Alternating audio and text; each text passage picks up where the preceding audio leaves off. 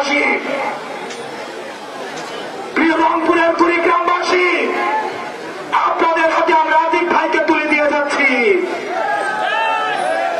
আপনাদের এই সন্তান আতিক ভাইয়ের মাধ্যমে আপনাদের সমস্যা, আপনাদের অভিযোগ, আপনাদের প্রয়োজন, আপনাদের চাওয়া, কুড়িগ্রামের সমস্যা, কুড়িগ্রামের সম্ভাবনা আপনারা আতিক ভাইকে কাছে জানাবেন।